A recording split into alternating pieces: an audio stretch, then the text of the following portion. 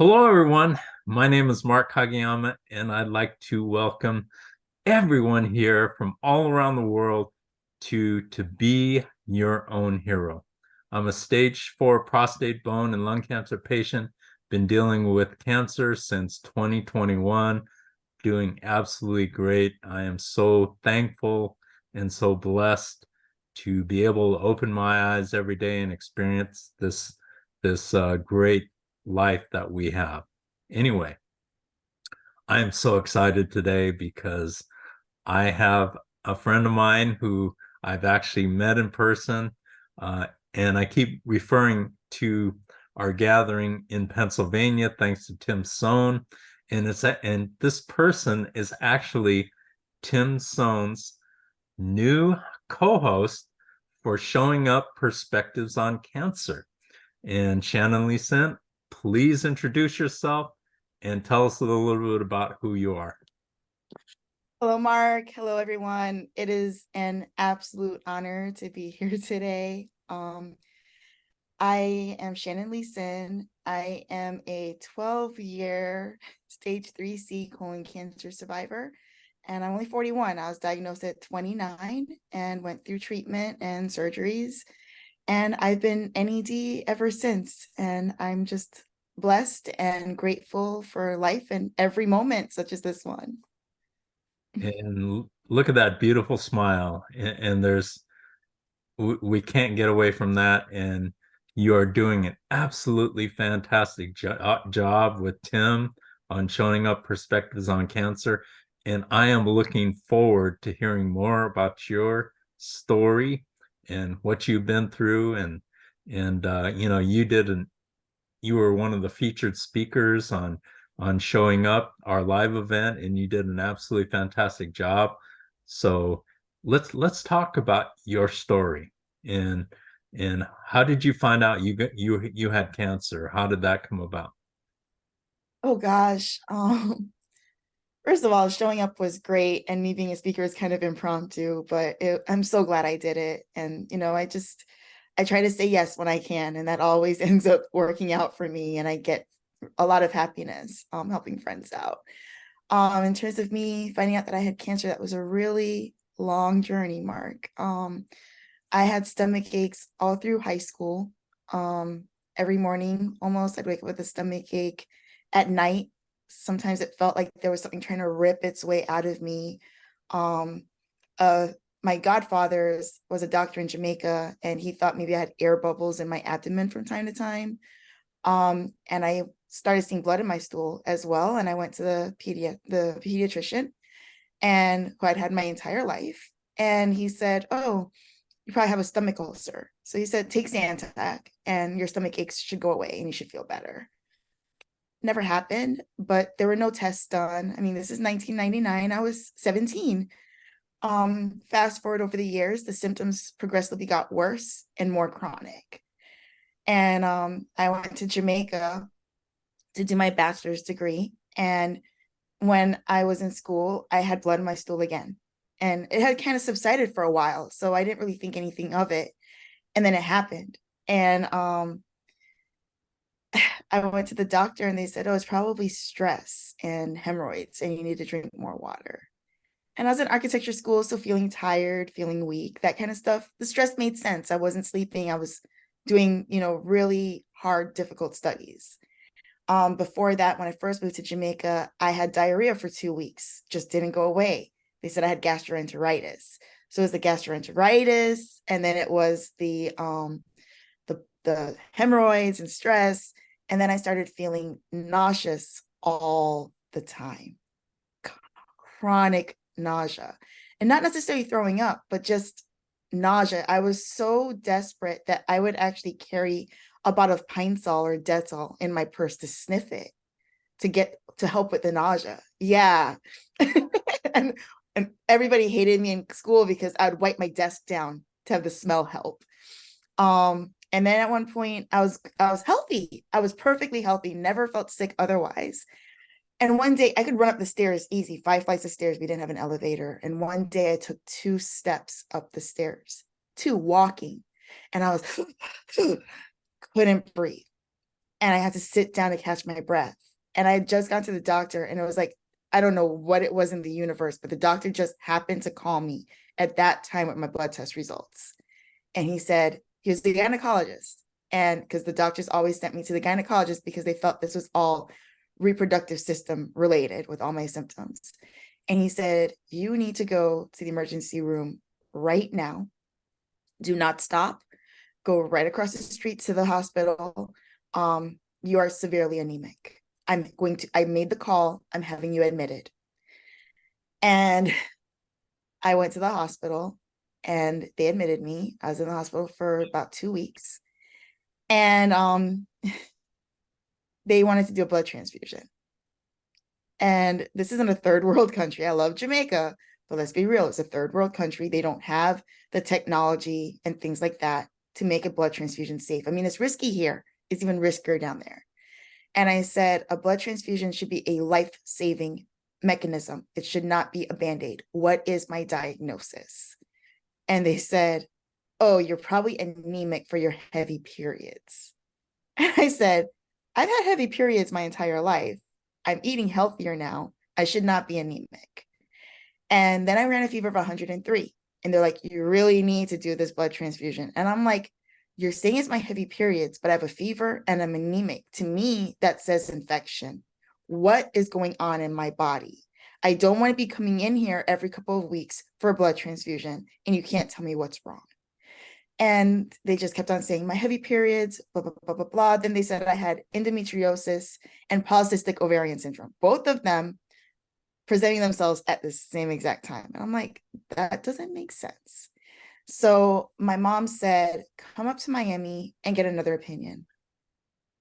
And I flew up to Miami right after I finished classes. And within a week, I was in pain one day. I didn't have any insurance, so I didn't want to go to the hospital because of the medical bills. And one day the pain was so bad and I felt so sick that I remember walking outside. My mom was watering her plants. And I said, Mom, I need to go to the emergency room right now because I'm either going to be paying for hospital bills or you're going to be paying for my funeral. I feel like I'm dying. Wow. Yeah. And I'll never forget. It was exactly 1 week after getting up here. And she took me to the emergency room and they did an ultrasound, said I had cysts in my ovaries, and sent me home. Did not even admit me. That was a Wednesday in June of 2011. 2 days later, my mom came home from work. She's a teacher. And I was in such bad pain. I have a really high threshold for pain. But the pain was so bad this day that I couldn't even cry. The tears were just streaming down my face. My jaws were locked. I couldn't even talk. And my abdomen was distended and my skin was turning orange. And my mom said, we're going right back to the emergency room and we're not going to stop until we get an answer. We're not going to leave. Went to the emergency room. Same one, small hospital in Miami that's linked to the public hospital system. And they did an ultrasound, saw no cysts. And this time the doctor said, let's do a CT scan. The first CT scan ever done on me the entire time. And I had an abscess in my abdomen about this big. And I had 5 different bacteria in my bloodstream, including E. coli from the blood they took from my arm. I was in sepsis. My body was shutting down. I was critical. I ended up having to do the blood transfusion. And I was in ICU for a few days and they drained the abscess. I'm also allergic to penicillin. Not fun. But luckily there was a new drug that had just come out and it helped with the sepsis. And by some miracle, I'm still here. It took about 4 more months, several more hospitalizations with the same infection. And the surgeon, the doctors, I had 5 different doctors on my case and they said, we want to do surgery and find out what's going on, but we can't do surgery. And I'm like, okay, if I have 5 or 6 doctors on my case who want to do surgery, why are you telling me you can't do surgery? Doesn't make any sense. And they said, because the surgeon does not want to do surgery. And I was like, why doesn't the surgeon want to do surgery? And they said, because it's risky. You could bleed out because of your infection and you could end up with an ostomy. And he doesn't want that for you. He had never even met me, but he's thinking about my best interests. Surgeon doesn't make money if a surgery doesn't happen. But I kept on getting, admitted with the same infection over the next 4 months. And so in October, the surgeon said, I'm sorry, we can't get you to do the colonoscopy, which is less invasive. We're going to have to do surgery. It's going to be exploratory. And you probably have diverticulitis, irritable bowel syndrome, something like that because you're young, maybe Crohn's. He did the surgery. And what was supposed to be a 45-minute surgery ended up being about 12 hours or more. Wow. And yeah. And I woke up hearing, you have cancer, you have stage 3C adenocarcinoma of your colon, and you have an ostomy at 29. So what's going through your mind through all of this? It's so funny because when they told me that I had cancer, I was kind of like a deer stuck in headlights for a second because I was like, oh, crap. I wasn't expecting that. But then it was just this relief of, well, now I know it wasn't in my head. I wasn't crazy like I thought I was. And now I have an answer and I know what I'm going to be fighting. Now it's no longer what's going on. It's okay, now I know what it is. I can deal with this. And my first thought was, oh God, this is going to be one heck of a fight. But I knew God had me and I knew I was tough and I was going to get through it. And the fear did come out because the fear is normal, I think, when we hear that news. And so I asked the typical first question. I mean, I was 29. I'm like, how much time do I have? Am I going to die? And luckily, I had a really great doctor who said the words that we all wish that we would hear when we asked that question. And he said, honestly, you're young, you're otherwise healthy. And he said, I can't give you a time. I'm a doctor, only God knows. And he said, I could walk out of here right now saying you have cancer and I could get hit by a bus and die before you do. And so he said, I'm not going to give you a number. I can't. Man, that I wish more doctors would do that. I mean, that is an awesome doctor. Yeah. Really, really awesome. Yeah. So shout out to Dr. Morrison. I love that background. So yeah, and Dr. Valladares, Dr. Raj, and Dr. Dowdy. I'll never forget them. It's been 12 years and their names ring in my head and my heart all the time because of the hard work that they put in to save my life, not knowing what it was that was wrong with me at the time. Wow, that is awesome. What did you learn from that experience being so young? Uh, what did you take away? Um, you know, you know me, and I opened up at showing up about my past journey before I had cancer.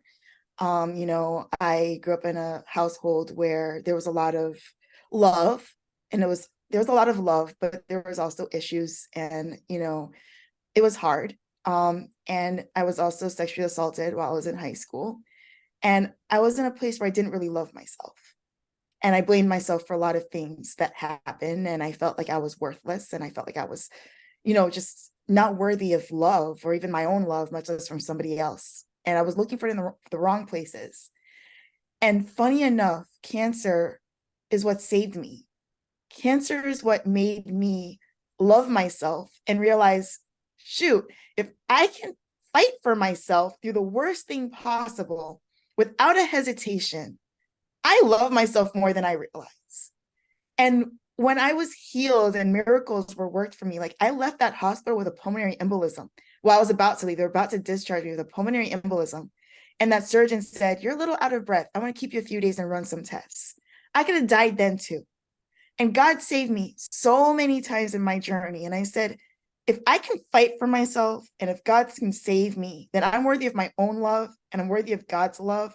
And I love myself and I'm strong and I'm resilient and I'm tough and I can get through difficult things that a lot of people would break through, especially being young. So cancer, first of all, taught me that I'm worthy of love. I love myself and I'm worthy and deserving of loving myself. And it's changed me so much for the better.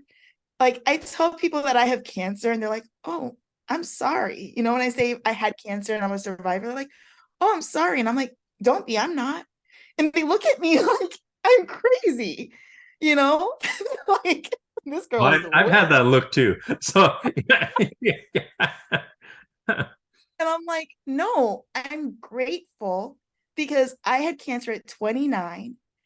If I didn't, I probably would still be wasting my life focusing on the wrong things, thinking they're going to make me happy. I'd probably still be hating myself. I'd probably still not know what life is about or how to ride the waves of life, right? But cancer taught me that waves are going to come, storms are going to come, but the sun is going to come out eventually. It can't rain forever. And that sun after the rain, like we just had rains for days in Miami and flooding. And the sun came out today. It was the most beautiful day I've ever seen because after all those storms, And same with my life. Like I realized like cancer was a storm, yes. And it ripped my entire world apart and my life apart as I knew it. And I thought it was my rock bottom, but it ended up strengthening my foundation. It ended up making me realize what's important in life. It made me realize that life is short and fickle and we can't take it for granted. And it made me appreciate every single moment I have, like meeting you, meeting Tim, being around people in this community who are just, they understand it, they get it, you know? And I think when you don't go through cancer, you think it's this awful thing that's going to break you. And yes, it's awful. And yes, it's hard to get through. I'm not going to lie. But on the other side of it, or even during it, there's so much beauty and so many lessons. You know what? You just gave me chills up my whole body. I mean, literally, I am so proud of you. And for you to share what you just shared was just phenomenal. Absolutely phenomenal. So thank you. Thank you so much for doing that. I mean, and especially after our conversation before this interview started, I'm like, yeah, I knew you were going to be absolutely phenomenal. And yeah, let's give a thumbs up to that. I love that. Me too. I wish I knew how my computer did that. I'm sure there's other gestures. I don't know. I guess I'll figure them out as we go. Yeah, there you go. There you go. I So didn't know I had magical hands. let's keep moving forward in your journey. And so what were the steps that happened that actually, you were able to get your health back? I went through 12 3-day continuous rounds of chemo over 6 months, every other week. It's called Fox. It has like 3 different drugs in it. Um, it was rough. It was debilitating. I still have neuropathy in my hands and feet from it, chronic cognitive issues. We call it chemo brain. But it saved my life. I had the ostomy for 15 months. My surgeon wanted it to be permanent. He did not want to go in and do another surgery. He felt that I was asking God for too much at that point. His exact words is, why do you keep asking God for more? And I said, I'm not being ungrateful. I just know that God did not save my life and get me through all of this for me to not be able to enjoy it because of this appendage that's on my abdomen. Things have changed since then. I've met people who were like me and they're striving, but back then I didn't know anyone. And I was figuring it out on my own. And it was a lot of trial and error and a lot of errors and a lot of awful mistakes and accidents. And I just decided that it was affecting my quality of life too much in a very negative way. And I said to him, I don't believe that God saved my life for me to not be able to enjoy it. And this is keeping me from enjoying my life the way I feel God intended.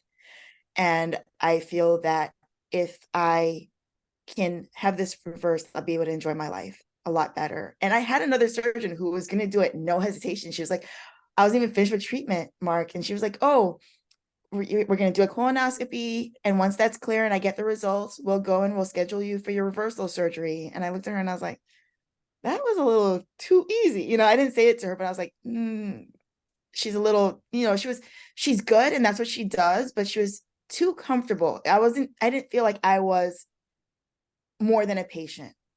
And I was honest to her. And my mom was mad at me for being honest. She thought I was being rude, but I wasn't. I said, there's nothing that you did wrong. I just feel that I have another surgeon who I'm more comfortable with, and I might not be back to you, but I don't want you to think that you did anything wrong because you didn't. Some people want that doctor who's confident. They want that doctor who's like, this is a run of a mill surgery that I do every day, and this is nothing. But I wanted a surgeon where if something happened on that table, I knew he was going to fight for my life like I was his child. And so I went to my surgeon, and he didn't want to do the surgery, and I was heartbroken, but I was not going to give up until he agreed. So he's like, you need to go to the big boys. And I was like, what do you mean? And he's like, at this hospital where they specialize in what you need. And I said, I went to them and I didn't feel as confident in them as I feel in you. I know that if something happens to me, you are going to fight for me because you were invested in me before you even met me. And you saved my life. And I said, and guess what? You undid my colon. You're going to put it back together. Wow. And he said, I'm very determined and I'm very stubborn. And he said, okay, if we're going to do this, then because I said I'm doing this surgery and you're doing this surgery because I'm not going to anybody else. And he said, okay, if we're going to do this, you're going to have to get every test under the sun to make sure that you don't have one cancer cell in your body. Because if I open you up and I touch one cancer cell, it can spread and reactivate, and that's it. And I said, whatever you want me to do, that's why I came to you. And he had me do every test under the sun. He fought for me to get a PET scan because my insurance wouldn't approve it. I got a CT, I got a chest x-ray, I got chest ultrasounds, I got endometrial biopsies. I got ultrasounds of my abdomen to make sure I didn't have any ovarian cancer. He tested everything. I'm surprised he didn't take biopsies of my big toenail. I mean, and I told my mom, I said, Mom, do you think I should do this surgery? And my mom said, Shannon, dying is easy. Like, you have no reason to fear dying. I can't make that decision for you. You have to make it for yourself. And I just have to deal with whatever comes with it. And I respect her for doing that, for saying that. She never let me know her fears. I still don't know if she was ever fearful. She said that she never was scared, that she just knew that God had me. But I remember I went in and I prayed and I said, God, I know that if I'm meant to do this surgery, I will not have cancer anywhere. And I will take that as a sign from you to say, go ahead. And if I have cancer anywhere or there's anything questionable, then I know that I need to hold back. And all the tests came back negative. And I did my surgery and I didn't have a single complication when my doctor kept on saying that I had a 90% chance of complication up to and including death. But I had told him, I said, you know what? 3 years ago, a year and a half ago, you said I only had a 5% chance of having colon cancer. Bam, I had colon cancer. So 10% looking kind of good right now. But Wow, that's incredible. I didn't know that, so I appreciate you sharing that. That is like so inspirational. It really is. And I've never heard of usually it's the opposite, saying, hey, you're not going to do it, and you're here, you are telling your doctor you're gonna do it. Wow, I've that is had to phenomenal. I've had to advocate for myself the entire time. If I didn't keep advocating for myself, I wouldn't be here. And so now I've kind of learned that I can trust my doctors, but I can also question them. And I can also take charge and say, this is my life, this is my body, and this is how I want to go about it. And a good doctor will listen to you, right? A good doctor will say, you know what, this is her life, this is her body. Let me see how I can work with her. And so, I'm glad that he compromised, because he could have just been like, nope, go somewhere else. And I would have been stuck going to a surgeon that I wouldn't have trusted. And I probably never would have gotten that surgery, because I'm not going to have surgery with a surgeon that I can't trust. Right. Wow. But we have to learn that it's okay to talk to doctors, because when I was first going through all of that, In my culture, I was told that, I told my dad, I was like, Dad, they want me to do a transfusion, and what they're telling me doesn't make sense. And they're talking to me like I'm stupid. And and also probably because I'm young. And my dad said to me, because this is what we're told culturally, is I'm not a doctor. I can't question your doctors. But what my journey taught me is no, you have every right to ask questions. We have to be knowledgeable. We have to be active. Love it. Absolutely love it. Let's fast forward to and talk about you co-hosting on Showing Up Perspectives on Cancer. I think you're doing an absolutely phenomenal job. Share with us what that's meant to you and what you've taken away from the experience. Oh my gosh. First being a guest, and then being asked to be co-host, it wasn't expected at all when Tim asked me. I was kind of like, I wanted to say no, but you just can't say no to Tim's son. Yes, you can. I haven't been able to yet, but when Tim asks you to do something, there's a reason, and he doesn't ask you to do something if he doesn't think that you can't do it. And so I said, you know what? He's my friend, and he asked me to do this, so obviously it means something to him. He wouldn't have asked me if he didn't want me to. And I'm sure he had many other options. So I'm like, you know what? I'm gonna say yes. I'm gonna see where this leads me. And I've also been intending to start my own YouTube as well. And working with Tim, who has, I mean, we clicked from the first time we met, we just get along so great. And I said, you know what? I've been wanting to start a YouTube, but I hate being in front of the camera. I love taking photos, but I hate being in front of the camera. But it's so out of my comfort zone. But in doing this, I found my comfort zone. I found something that no matter what storms I'm going through in my life, and I've been going through a lot, this has been my happy place. And it makes me forget everything else that's been going on around me. And it brings a smile to my face. I could be sad and crying before that camera turns on. And the minute that light comes on my computer and I see a face like yours, Mark, like I can't help but stop smiling. And I realized that this is my happy place. This is what maybe God intends for me to do.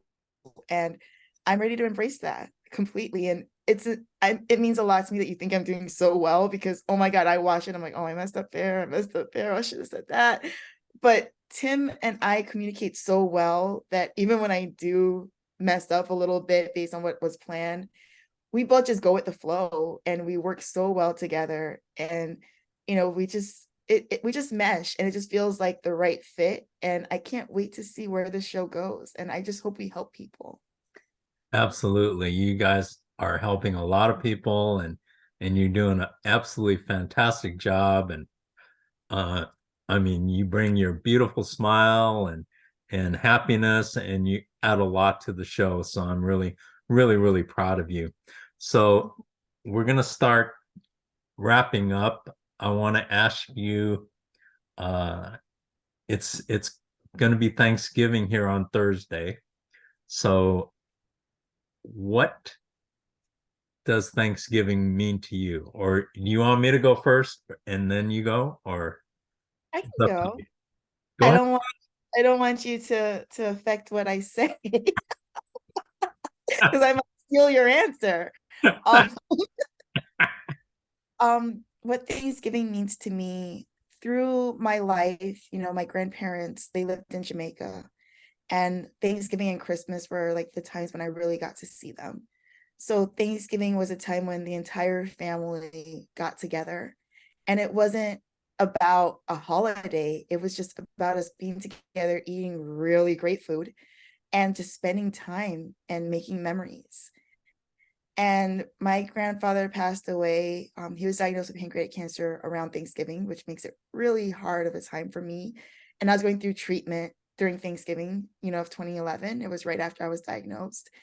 And it was a really hard time. And I'm still trying to heal from the trauma of that. My grandfather was sick all through the holidays, and he passed beginning of January 12th of 2012. And the family just hasn't been the same since he passed away. My grandma passed away a year after that from Alzheimer's. And so we're trying to realign. And I think the family, we're kind of like this right now, and we're trying to get back like this. It's taken over a decade, but I think it's kind of happening. But the good thing is that my dad is coming from Jamaica. He's going to be here he's coming tomorrow. So I get to Oh, spend some time. awesome. That is Yeah. great. And I'll spend time with my mom, and hopefully I'll spend time with my dad's family, depending on how things go with dynamics. But I'm just happy to make memories. I'm happy to still be here. And I'm trying to heal from the trauma of being sick during the holiday season and, my grandfather being sick and stuff. But the holiday still is a time of gratitude for me. Um, Gratitude to still be here, gratitude to finally have a year where I'm not sick. I spent so many holidays in the hospital even afterwards. And it's kind of a running joke with my mom. But I'm glad that now my health has really kind of settled down, and I can actually enjoy this season and be grateful and be happy and make new memories. Oh, that's phenomenal, Shannon. I am so happy for you that your family's coming together, and Thanksgiving for me is bigger than Christmas or any other holiday. It really is, because of the word itself. Thanks. We are giving thanks. And I give thanks every single day. Every single day that I'm able to open my eyes in the morning is Thanksgiving in my book. I mean, when you're faced with your own mortality, and you know this very well, Mhm. uh, you realize what an incredible life and opportunity that we have. And we both have issues. I have some issues and everything like that, but they're like nothing. I mean, uh, compared to the bigger picture. And the bigger picture is we are both still here, and we both have the opportunity to uh, make things happen, to help people, give people hope, and that's what we try to do, I believe. So yeah, I mean, it is an absolutely incredible holiday, and I want to wish at this time everybody, whether you celebrate, whether you're from America, or whether you celebrate Thanksgiving or not, uh, enjoy your family, enjoy the people that you love, enjoy your friends, because that's what is the most important thing in life. So, Shannon, thank you so much for sharing some time with me, and for, uh, you know, opening your heart. Uh, I mean, look at that beautiful smile, incredible smile, absolutely great. So, do you have a final thought that you want to leave with everyone? I just want to say that, for me, one thing that I try to remember is loose knees. Mark, I brought that up during showing up. It's something that paddleboarding and surfing Oh, do you have. want to show us what you showed me? So in September, I went with First Descents, which is an awesome organization. I went surfing in California for the first time, and this is me on a wave, and I never thought I'd get a tattoo, completely out of my comfort zone, and it's so permanent. But especially one this big, it was not planned to be this big. But my tattoo artist had a good point of why it was this size, and he designed it this size. And I said, you know what? I'm gonna go with it. I'm gonna own it. And this is me riding the wave of life. It's inspired by a famous Japanese painting. And then instead of Mount Fiji in the background, this is actually Shark Fin Cove, which is a really cool place I went to in California. And then this line symbolizes, breaking through the boundaries that we set for ourselves and that others set for us, and just living life the way that we're supposed to. And what surfing and paddleboarding taught me, which are two things I never would have done had I not had cancer, because I was too scared. And when you have cancer, you're kind of not scared of too many things anymore. But you decide to just live and take opportunities, right? So what surfing and paddleboarding taught me is that waves come in life, right? The ebbs and the flows and the highs and the lows. And we just have to keep loose knees. A board, a surfboard, a paddleboard, they're designed to float. They're designed to ride a wave. And if we want to be able to ride a wave, we have to stay with that board and become one with the board. And how we do that is one, trusting the board, but two, it's also keeping loose knees so you can kind of balance and just roll with it. And so I'm trying to learn to just ride the waves of life and keep loose knees and adjust my sails when the storm comes. Beautiful. Absolutely beautiful. Shannon, thank you so much for spending this time with me and with our audience. And oh, we really appreciate you opening up your heart and showing who you really are, because you are absolutely fantastic.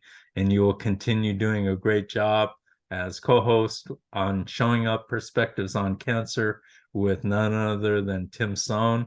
And I just want to wish everyone a very, very happy Thanksgiving and realize the importance.